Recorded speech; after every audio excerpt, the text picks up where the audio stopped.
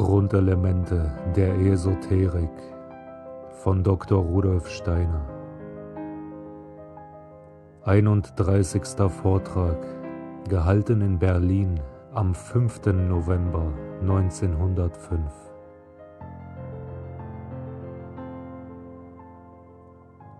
Unserer 5. Wurzelrasse, der jetzigen nachatlantischen Menschheit, ist die atlantische vorangegangen, auf dem jetzt versunkenen Kontinent zwischen Europa und Amerika. Die Atlantier sind in keiner Weise zu vergleichen mit denjenigen Menschen, die heute den Erdball bewohnen. Denn selbst die Überbleibsel jener alten Rasse haben Verschiedenes gelernt von den späteren Bewohnern des 5. Kontinents.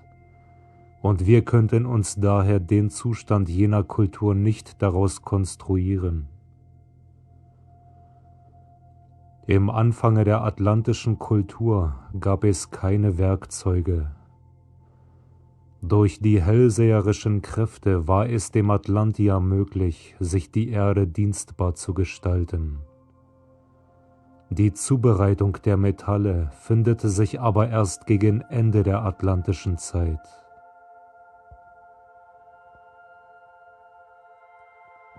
Von der atlantischen Bevölkerung wurde eine kleine Gruppe ausgesondert, so wie sie jetzt wieder in der Theosophischen Gesellschaft ausgesondert werden soll. Ihre Aufgabe war es, eine neue Kultur hinüberzutragen in die 5. Wurzelrasse. Den Ort, wo jene wohnten, die dazu ausersehen waren, eine kleine Kolonie, abgesondert von der übrigen Kultur anzulegen, würden sie im heutigen England und Irland finden. Da wohnten dazumal die Ursemiten. Das waren die ersten Menschen, die imstande waren, verstandesmäßig zu denken. Alles Vorstellen der Atlantier war noch ein bildhaftes.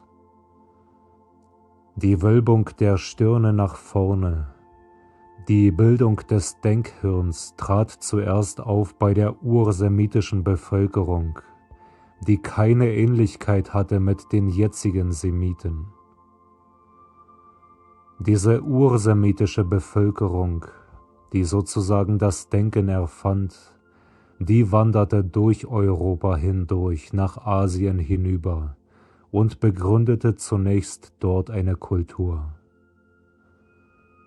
Die Ursemiten bildeten die 5. Unterrasse der Atlantier. Die 7 Unterrassen der atlantischen Wurzelrasse waren folgende. Erstens die der Rmoahals, zweitens die der Tlavatlis, drittens die der Urtolteken, viertens die der Urturanier, fünftens die der Ursemiten, sechstens die der Urakadier, siebentens die der Urmongolen. Von der 5. Unterrasse der Atlantier stammt also die 5. Wurzelrasse ab.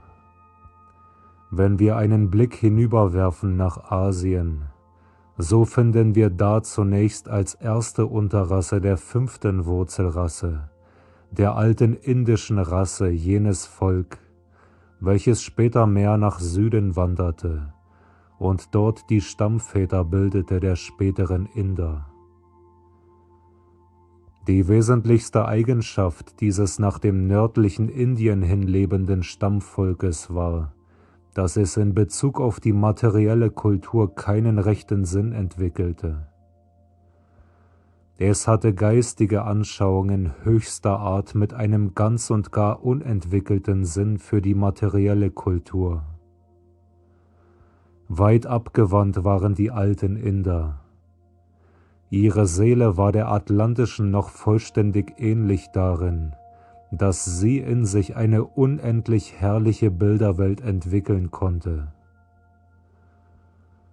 Durch Yoga-Übungen aus dem Inneren heraus, entwickelte sich bei ihnen später eine fein ausgebildete, uns heute gelehrt erscheinende Anschauung von der Welt.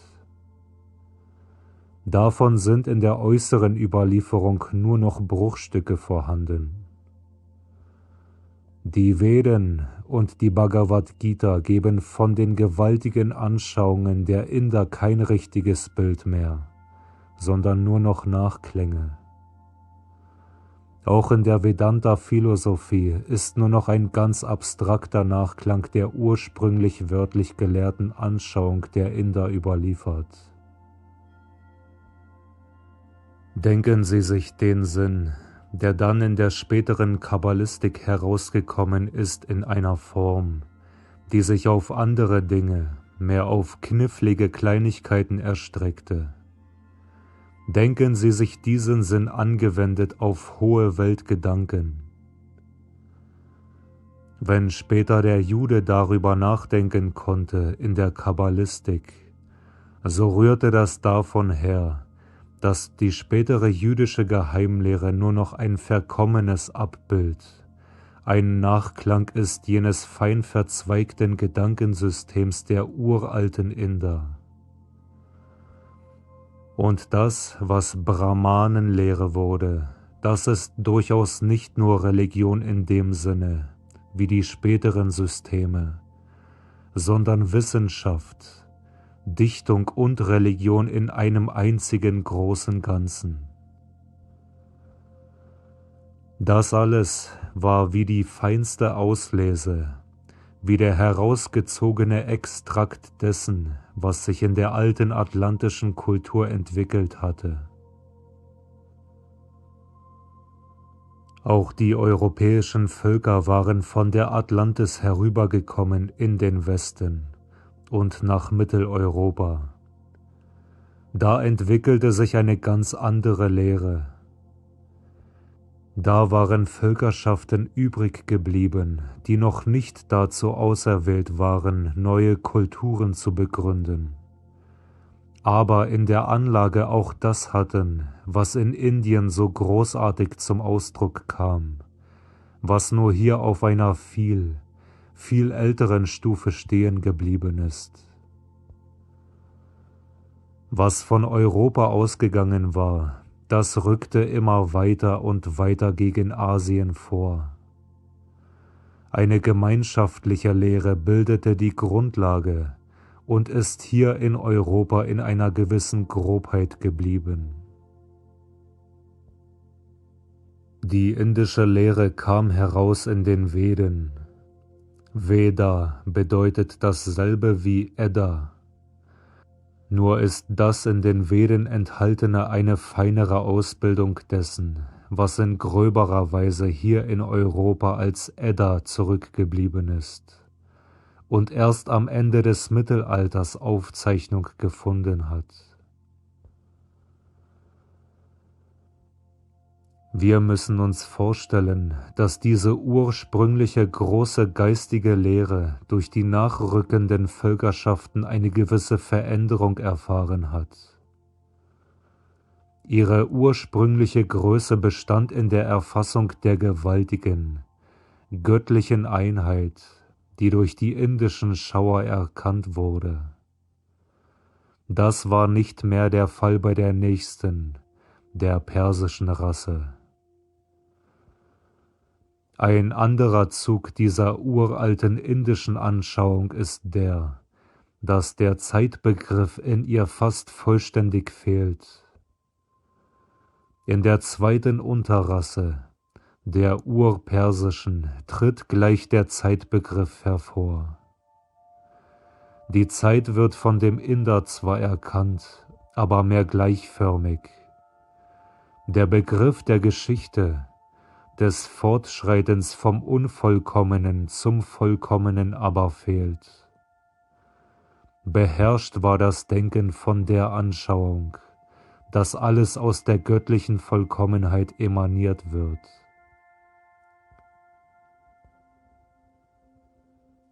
Das persische Denken wird beherrscht vom Gedanken der Zeit. Servan Akarana ist eine Hauptgottheit bei den Persern, und das ist eigentlich die Zeit. Wie kam man zum Begriff der Zeit? Wer wie der uralte Inder vor allem die ureinheitliche Gottheit sucht, muss sie sich als das absolut Gute vorstellen. Das Böse, das Unvollkommene in der Welt, das war für den alten Inder nichts als Illusion. Illusion war ein sehr wichtiger Begriff. Diese Alten sagten, es gibt in der Welt überhaupt nichts Unvollkommenes und Böses. Wenn ihr glaubt, dass es etwas Böses gibt, so habt ihr die Welt nicht genug illusionsfrei angesehen. Der Rost zum Beispiel, der das Eisen frisst, ist anderswo ein großes Gutes. Ihr müsst nur suchen, wo. Wenn ihr einen Verbrecher durch den Schleier der Illusion betrachtet, wird er euch als solcher erscheinen. Seht ihr aber von der Illusion ab, so werdet ihr erkennen, dass es das Böse gar nicht gibt. Diese Lehre hängt innig zusammen mit einer Weltabgewandtheit. Anders war es in der zweiten Unterrasse. Da, bei den uralten persischen Völkern, wurde das Gute in den Weltprozess gelegt, an das Ziel gestellt. Es wurde gesagt, das Gute muss erkämpft werden. Die Welt ist gut und böse, Ormuzd und Ahriman, und was das Böse überwindet, das ist Servan Akarana, die Zeit. So kommt Gutes und Böses als Entwicklungsprinzip in die frühpersische Weltanschauung hinein. Die Zarathustra-Lehre fußt auf dieser Stellung des Bösen in der Welt und auf dem Zeitbegriff. Der Mensch ist in das Leben hineingestellt, um das Böse zu überwinden. Diese Anschauung hängt damit zusammen, dass die zweite Unterrasse keine weit abgewandte war, sondern eine arbeitende. Tätig, wirksam in verschiedenen Zweigen der menschlichen Betätigung, den Blick auf die äußere Welt gerichtet, darauf bedacht, wie man aus der Welt heraus selbst das Gute schaffen könne. So war die zweite Unterrasse.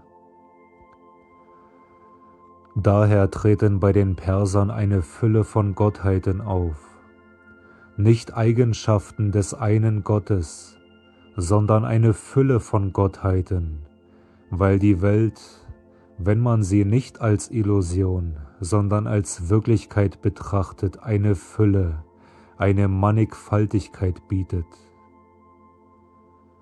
Es waren mehr oder weniger persönlich geistige Gottheiten, die man dort verehrte. Die ursprünglichen Initiatoren, die auch die altindische Lehre begründeten, waren auch die Lehrer der zweiten Unterrasse, der uralten persischen Rasse. Sie passten hier die ganze Lehre einer arbeitenden Rasse an. Sie schufen diejenige Religion, die durch die verschiedenen Zarathustras ihre Ausbildung erlangte. Eine weitere Initiation erfolgte noch weiter nach Vorderasien hinein, bis nach Ägypten, bis zu den Babyloniern, Assyrern, Chaldäern, diesen Stammvätern der Araber. Da wurde dann die dritte Unterrasse ausgebildet.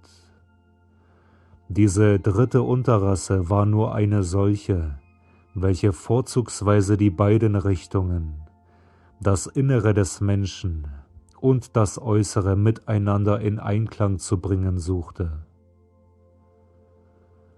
Ob Sie die Grundanschauung dieser dritten Unterrasse in Chaldea oder Ägypten suchen, überall finden Sie ein starkes Bewusstsein von dem Zusammenhang der menschlichen Arbeit mit den Naturkräften. Das ist ein wesentlicher Unterschied im Vergleich zu der persischen Rasse. In Persien haben Sie die zwei Mächte, das Gute und das Böse, die den Kampf miteinander bestehen. Jetzt versucht der Mensch, die verschiedenen Naturkräfte oder Wesenheiten in seinen Dienst zu bringen. Was sich als persische Religion herausbildete, war vorzüglich auf die menschliche Tüchtigkeit gebaut. Jetzt, innerhalb der dritten Unterrasse, trat das Bewusstsein auf, dass man nicht nur durch körperliche Kraft und moralisches Verhalten, sondern am besten durch Kenntnisse die Natur bewältigen könne. In solchen Ländern, wo ein kunstvoll gehegter Ackerbau betrieben wurde, wie in Ägypten und Chaldea, entwickelte sich dieses Zusammenbringen der menschlich-geistigen Mächte mit dem, was der Mensch arbeitet. Kenntnis der meteorologischen Umgebung und der Gestirne entwickelte sich da. Der Mensch suchte Kraft für die Arbeit in der Erkenntnis der Natur. So kam es, dass er den Blick nach den Sternen lenkte und dass Astronomie in Zusammenhang gebracht wurde mit dem Menschen auf der Erde. Des Menschen Ursprung wurde in den Sternen gesucht. So kam es, dass wir es in diesem Sinne zum ersten Mal mit Wissenschaft zu tun haben. Jetzt, in der dritten Unterrasse, haben wir statt innerer Anschauung praktisches Wissen. Daher hören wir von großen Eingeweihten, welche die Geometrie, die Kunst des Feldmessens, technische Fähigkeiten lehrten. Die Befruchtung des menschlichen Tuns mit der vom Himmel herabgeholten Weltanschauung tritt in der dritten Unterrasse auf. Damit war etwas gegeben, was die ganze Auffassung des menschlichen Lebens in eine Art Himmelskunde rückte. Bei den verschiedenen Völkern kam dies verschieden zum Ausdruck. Bei Ägyptern wurden Osiris, Isis und Horus als die Vertreter astronomischer Erscheinungen aufgefasst. 3 verschiedene Unterrassen bildeten sich in Asien aus. Vom atlantischen Ausgangspunkte ging unter Führung von Eingeweihten eine Kolonie nach Asien hinüber. Ein besonderes Ergebnis ist die altindische Kultur. Ein zweites die altpersische. Das dritte Ergebnis ist die chaldäisch-ägyptische Kultur. Sie alle haben einen gemeinschaftlichen Initiationsherd. In Europa aber bleiben immer Reste zurück von dem, was in Asien in den 3 großen Kulturen so großartig hervorbricht. Diese einzelnen Kulturen sind durchaus in Europa in der mannigfaltigsten Weise durcheinander geschichtet. Auch in Europa gab es Eingeweihte, die gegen Ende des besprochenen Zeitraums Mysterienschulen ausbildeten. Man nannte sie Druiden. Drüs bedeutet Eiche. Die starke Eiche war das Symbol der uralten europäischen gelehrten Priester. Denn was im Norden die Völker beherrschte, war der Gedanke, dass diese ihre alte Kultur doch untergehen werde. Die Götterdämmerung wurde gelehrt und die Zukunft des Christentums kam bei den nordischen Propheten großartig zum Ausdruck in dem, was später die Siegfriedssage wurde. Vergleichen Sie diese mit der Achilleus-Sage. Achill ist unverwundbar am ganzen Leibe, bis auf die Ferse. Siegfried bis auf die Stelle zwischen den Schultern. Unverwundbar sein in solcher Weise bedeutet eingeweiht sein. In Achill haben sie den Eingeweihten der 4. Unterrasse, welche im aufsteigenden Bogen der menschlichen Kulturentwicklung liegt.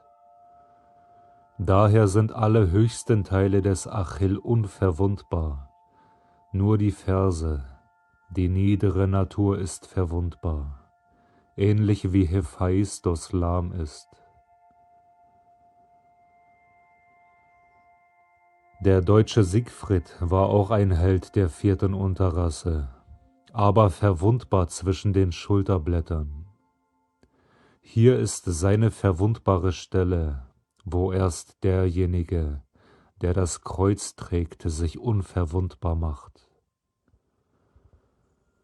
In Siegfried geht da das Göttliche zugrunde. Die nordischen Götter gingen dem Untergange entgegen, in Klammern Götterdämmerung. Das gibt der nordischen Sage den tragischen Zug, dass sie nicht nur auf die Vergangenheit hinweist, sondern auf die Götterdämmerung, auf die Zeit, die kommen soll. Die Druiden gaben den Menschen die Lehre von den untergehenden nordischen Göttern. Daher wird noch symbolisch im Kampf gegen Bonifatius, gegen die Eiche, der Kampf gegen die alte Priesterschaft, die Druiden dargestellt.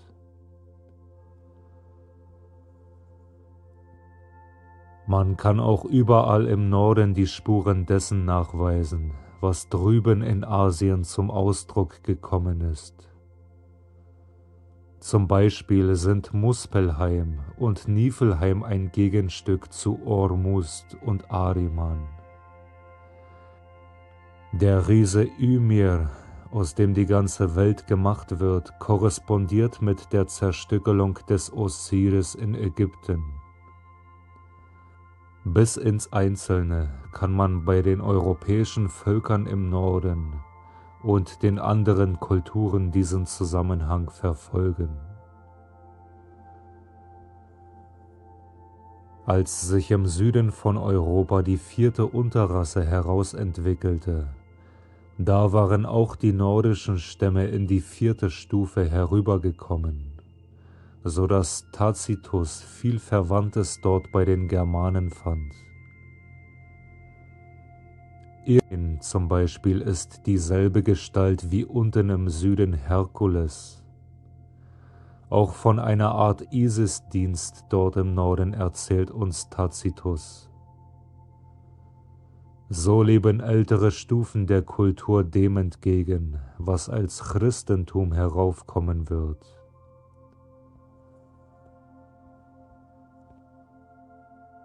Denken Sie sich so Europa, Mittelasien, Ägypten übersät mit dem, was sich unter dem Einflusse der Initiationsschulen ausgebildet hatte. Diese Initiationsschulen schickten jetzt aus ihrer Mitte den Begründer der 4. Unterrasse aus, die in ihrem Schoße sich lange vorbereitet hatte.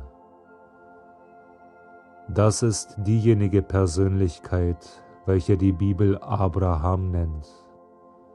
Sie stammt aus Ur in Chaldea und ist herausgebildet wie ein Extrakt der 3 alten Kulturen. Die Aufgabe, die in Abraham repräsentiert wird, ist, in das Menschliche hereinzutragen alles das, was draußen verehrt wurde. Eingeweihte zu schaffen, die einen großen Wert legen auf das Menschliche, um Persönlichkeitskulte zu begründen. Daher treten persönliche Eigenschaften bei den jüdischen Patriarchen auf. Mit List und Verschlagenheit geht es eigentlich her. Ein Jakob erhält die Superiorität dadurch, dass er mit List und Verschlagenheit das, was er will, seinem Bruder abnimmt. Es ist die Wirklichkeit, aus der sich unsere gegenwärtige Kultur entwickelt. Sie ist auf den Verstand und die Habsucht gegründet.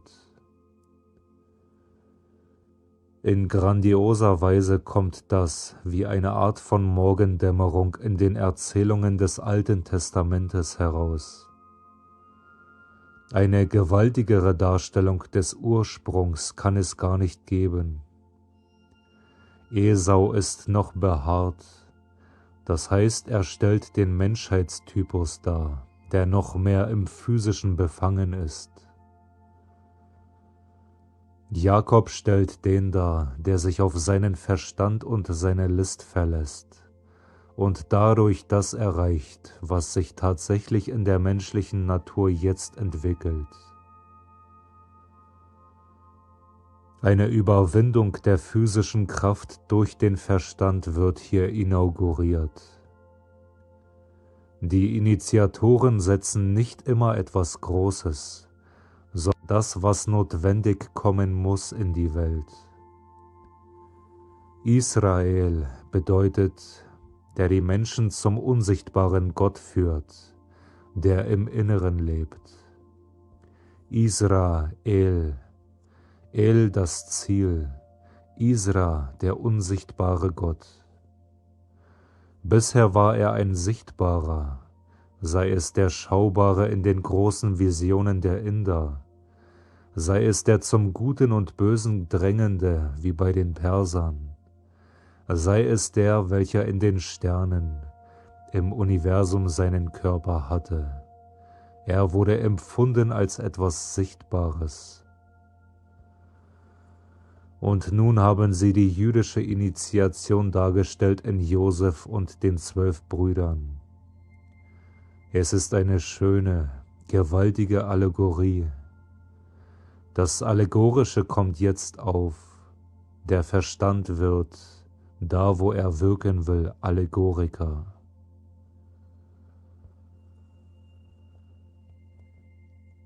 Zunächst wird dargestellt, wie Josef eingeweiht wird. Er wird hinausgehoben aus dem gewöhnlichen Leben, verkauft für 20 Silberlinge und in die Zisterne geworfen. Da bleibt er 3 Tage lang. Das ist der Ausdruck der Initiation. Dann kommt er nach Ägypten und wirkt dort erfrischend. Und nun haben sie in feiner Art angedeutet den Umschwung, der damals eintrat von der Sternengotteskunde zu der Menschenkunde. Josef wurde ausgestoßen, weil er Träume hatte. Er hatte den Traum. Vor ihm neigten sich Sonne, Mond und 11 Sterne. Die 11 Sterne sind die 11 Zeichen des Tierkreises. Er empfindet sich als den 12. Das Symbol der Sternenreligion wird jetzt in das Menschliche hinübergeführt. In den 12 Brüdern, dem Ausgangspunkt der 12 Stämme, wird die Sternengotteskunde heruntergeleitet in das Persönliche. Nun, du wirst doch nicht behaupten wollen, sagt der Vater, dass vor dir sich neigen werden deine Brüder. Da haben wir den Umschwung gegeben. Es wird übersetzt die Himmelssternenkunde in eine Kunde, die haftet am persönlich-menschlichen. Das findet seine Ausbildung im Mosaismus.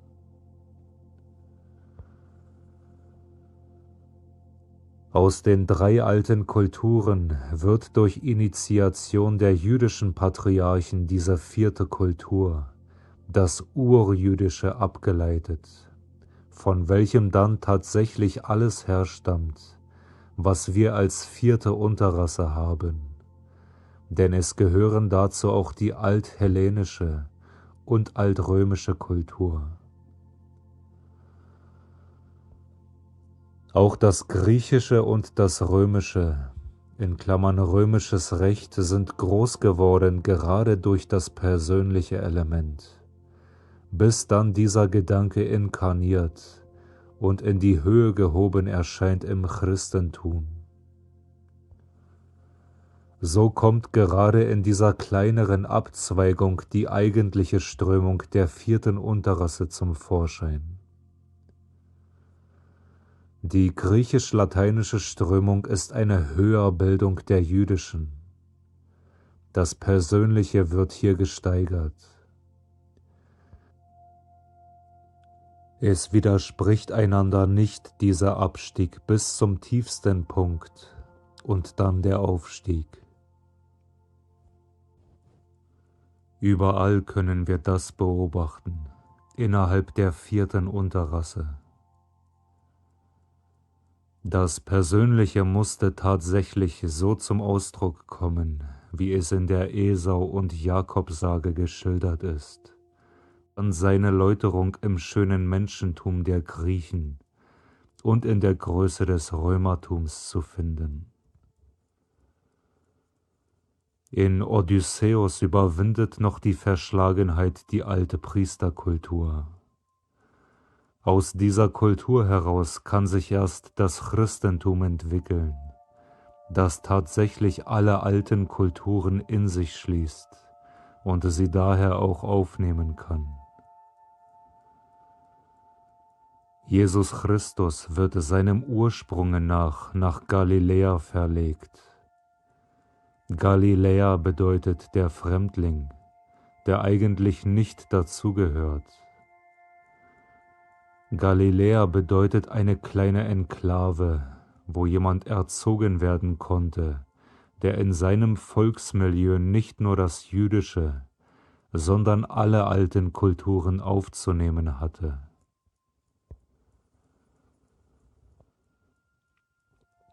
Aus dem Zusammenstoß zwischen dem Römertum und den nordischen Völkerschaften entwickelte sich nun die 5. Unterrasse, in der wir selbst leben.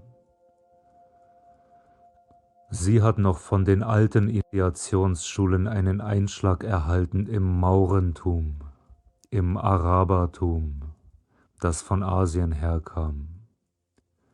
Es ist immer derselbe Einfluss derselben Initiatorenschule. Wir können verfolgen, wie die Mönche Irlands, wie auch diejenigen, die wissenschaftlich arbeiten, ganz und gar inspiriert sind von der maurisch-arabischen Wissenschaft. Das gibt denselben Grundcharakter in neuer Form, so wie er hier aufgenommen werden konnte. Das Christentum findet erst hier seinen wirklichen Ausdruck. Es ist bloß durchgegangen durch das Altgriechische, solange sich die 5. Kultur noch vorbereitet hat, und fasst dann hier festen Boden, gliedert sich ein in eine Reihe von Nationen. Alles wurde damals durchströmt und inspiriert vom Christentum. Unsere heutige Zeit mit ihrer materialistischen Kultur ist die letzte radikale Ausprägung dessen, was damals inauguriert wurde. Die Entstehung dieser neuen Kultur ist symbolisch dargestellt in der Lohengrin-Sage.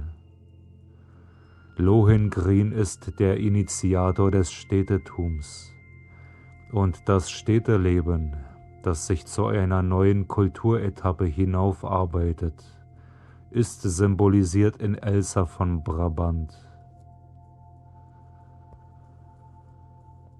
In alle diese Strömungen schieben sich noch andere hinein, zum Beispiel die Mongolenstämme. Was ursprünglich vom Westen herübergekommen war, war verwandt mit dem, was mit den Hunnen vom Osten herkam. So kam etwas Verwandtes von Osten und Westen hier zusammen, mongolische und germanische Völkerstämme. Die ursprünglich vom Westen kamen, waren auch zurückgebliebene Nachkommen der Atlantier, sowie die vom Osten herkommenden Mongolen. Im Grunde waren beide Strömungen verwandt. Es ist immer eine Strömung, die die andere durchkreuzt. Beide haben aber einen gemeinsamen Mutterboden, da sie beide aus der Atlantis stammen.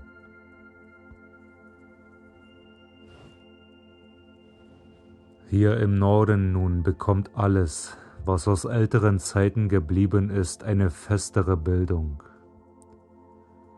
Zu derselben Zeit, in der das jüdische Prophetentum besteht, in den Jahrhunderten vor Christus, finden wir hier den Hinweis auf einen großen uralten atlantischen Initiierten, auf Wod, Woda, Odin. Das ist ein modernisiertes Atlantiertum in einer neuen Gestalt, ein Atavismus, ein Rückschlag ins Atlantiertum. Und das geschieht überall, drüben in Asien auch. In Asien ist das W ein B, Voda gleich Bodha gleich Buddha. Der Buddhismus ist drüben in Asien dieselbe Erscheinung, die als ein Rückschlag in die atlantische Zeit auftritt. Daher finden wir den Buddhismus am ausgebreitetsten bei den Überresten der Atlantier, bei den mongolischen Völkern.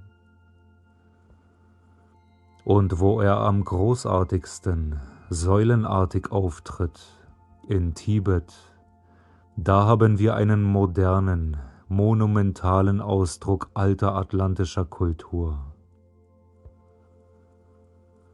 Solche Völkerzusammenhänge muss man kennen, dann versteht man auch die Geschichte. Als Attila, der Kämpfer für den Monotheismus in Europa erschien, machte er erst vor dem Christentum Halt, weil ihm da etwas Größeres entgegentrat, als die Hunnen es hatten. Der Monotheismus der Hunnen war als Ausfluss einer atlantischen Kultur von einer Großartigkeit, wie sie bei keinem der anderen Völker auf ihren Wegen fanden.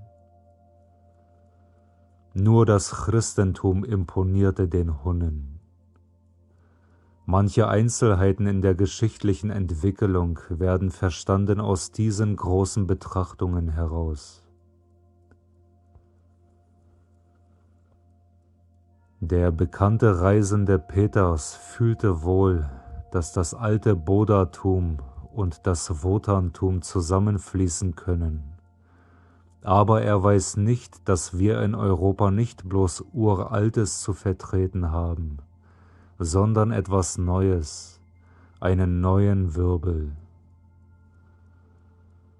In den alten Teil des Wirbels schlägt herein das Allerneueste, die in die Zukunft weisende Weisheit. Diese verhält sich zur alten Weisheit wie das helle Tagesbewusstsein zum Trancezustand. Bei vollkommen hellem Tagesbewusstsein werden die künftigen Völker eine spirituelle Kultur entwickeln, die anders sein wird als die alte.